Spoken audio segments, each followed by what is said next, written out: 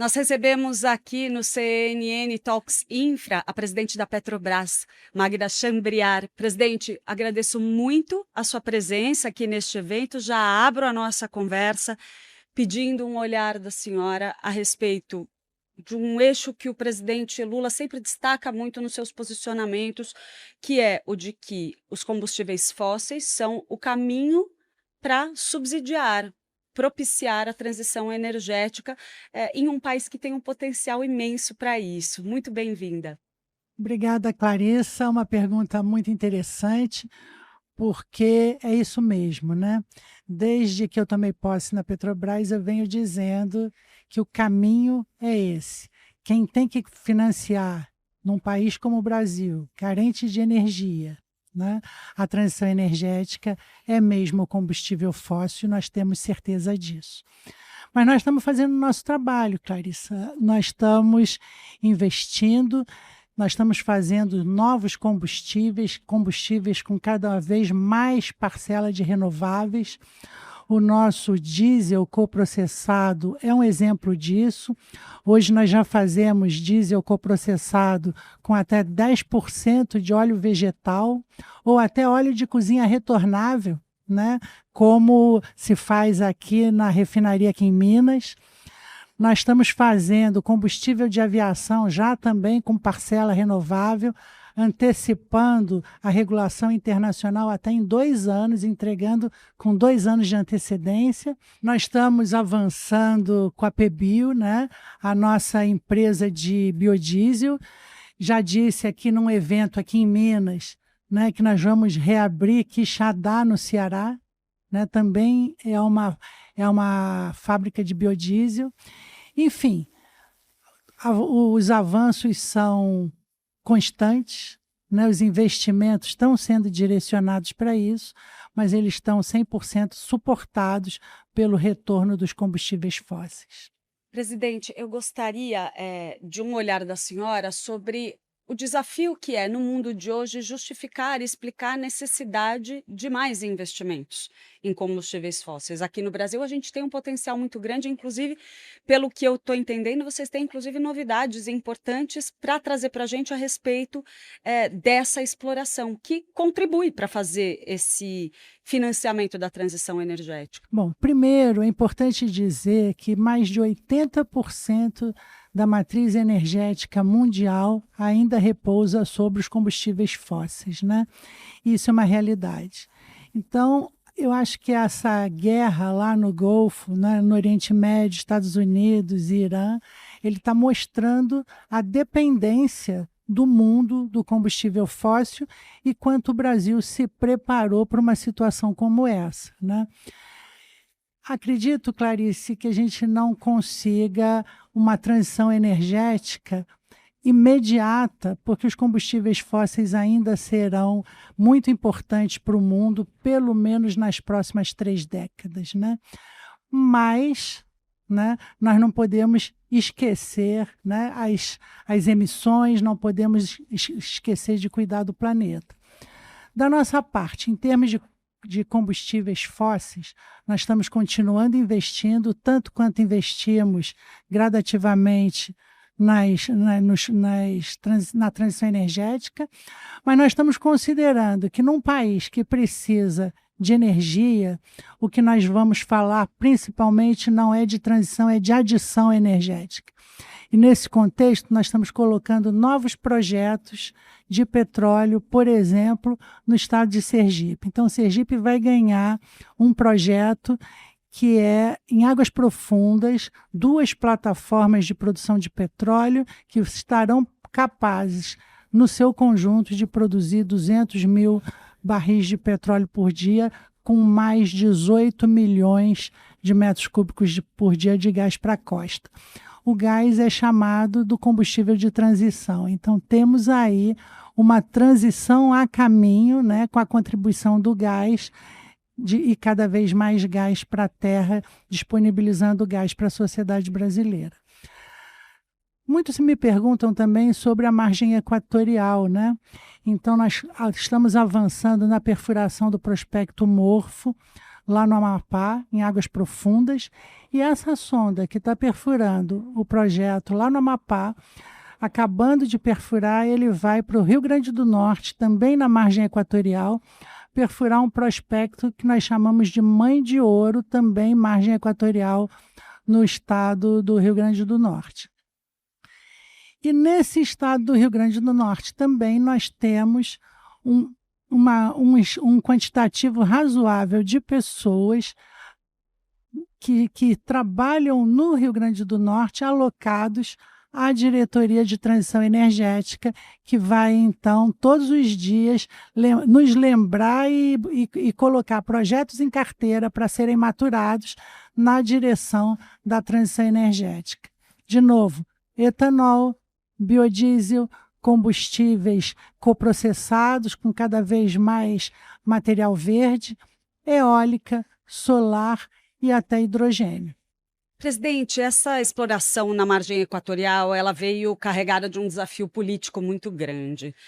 Foi um processo que levou tempo dentro do governo federal para superar qualquer dificuldade, garantir que todos os aspectos técnicos, os aspectos de preservação ambiental estivessem trabalhados, digamos assim, de forma a, inclusive, minimizar o efeito político. Essa questão está superada? Com certeza, né? O que nós estamos oferecendo.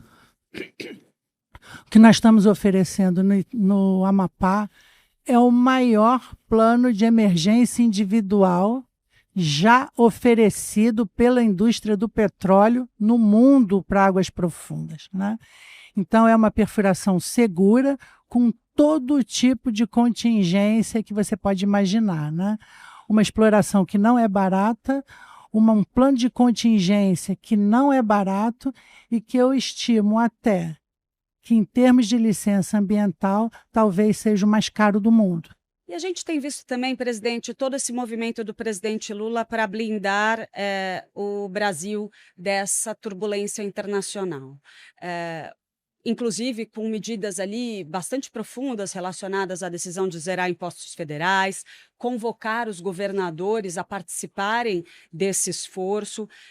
De que forma que essa união federativa vem como uma peça-chave para essa blindagem e também a exploração de petróleo nessas novas áreas, o aumento da nossa produção ou o potencial ajuda também, contribui para transmitir essa segurança para o mercado internacional e também para o mercado interno.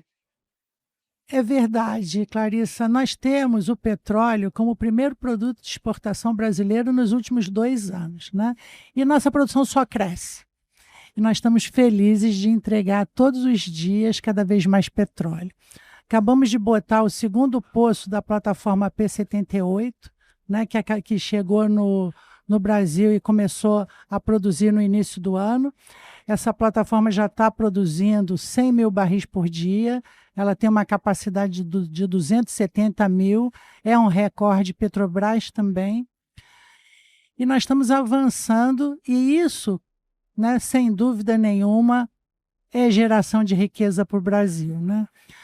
O presidente Lula tem falado muito para todos nós que não é justo que a sociedade brasileira pague o preço do combustível provocado por uma guerra que não é nossa, né? E você vai lembrar que mais ou menos em torno do dia 12 desse mês, não tem cerca de 15 dias, né? Nós nos beneficiamos de uma medida provisória que aumentou o preço do diesel para a Petrobras com praticamente nenhum impacto para a sociedade, né? Então, eu acho que o Brasil está preparado e o presidente Lula tem, de novo, todos os dias se posto à disposição do país para evitar qualquer repasse de preço ao consumidor brasileiro.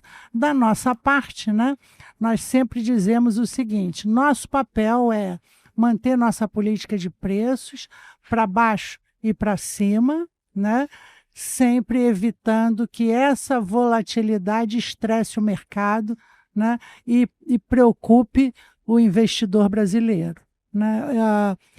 Recentemente eu recebi uma comunicação, por exemplo, de caminhoneiros, né? E os caminhoneiros dizendo o seguinte: olha, nos preocupamos em sair de uma viagem pagando o preço de combustível e no meio do caminho já sermos surpreendidos por novos preços com aumentos galopantes. Sob o ponto de vista da Petrobras, o que eu posso dizer para esses caminhoneiros é que, no que depender de nós, isso não vai acontecer.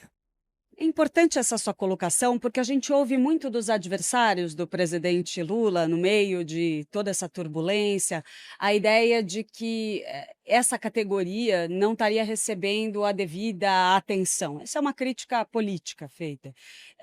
Mas a gente vê também o próprio governo tentando capitanear um esforço nessa direção. Aonde que dá para avançar ainda mais para evitar que essa categoria seja tão impactada e a gente desencadeie um efeito em cascata em preços em todo o Brasil? Pois é, Clarice, então eu vou falar para você de números, tá? No dia 12 desse mês, o presidente Lula e o governo federal botou no mercado uma medida provisória. Com essa medida provisória, ele subsidiava o diesel produzido por todos os produtores brasileiros, por todos os importadores, inclusive a Petrobras, né?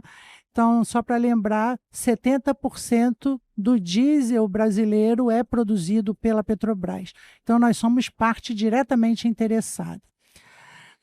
Com essa medida, o governo federal isentou PIS/COFINS, né? Mas ele fez mais do que isentar PIS/COFINS. Ele também subsidiou uma parte de um aumento que nós colocamos no mercado. Então, a Petrobras se beneficiou de 70 centavos por litro e o consumidor final, considerando a mistura de diesel para o posto de gasolina, talvez tenha sido onerado em 2 centavos. Né? Quer dizer, por um diesel que custava aí, em média, R$ 3,50, o consumidor final foi onerado em 2 centavos. Isso não impediu que as distribuidoras e os postos de gasolina elevassem o preço do diesel ao consumidor final em 25%. Né? Aumento de margem num momento de guerra, né? Independente do movimento do governo federal, independente do movimento da Petrobras. Né? Então, o que eu gostaria de dizer aqui na CNN é: consumidor, olhem de quem vocês estão comprando, né? Procurem saber que postos vendem mais barato, porque 25% de um aumento, quando, na verdade, o que saiu das refinarias da Petrobras foi totalmente mitigado em termos de aumento pelo governo federal, isso merece uma atenção e merece uma atenção muito grande de todos os consumidores. Cada vez que vocês forem olhar o preço da bomba, né, e abastecer seus carros, seus caminhões, olhem quem é que está vendendo o combustível a preços exorbitantes e quem é que está vendendo os combustíveis a preço justo. Isso faz diferença. Nós conversamos então com Magda Chambriard, presidente da Petrobras, que participa aqui de mais uma edição do CNN Talks Infra. Muito obrigada pela participação, presidente. Foi um prazer ter a senhora aqui.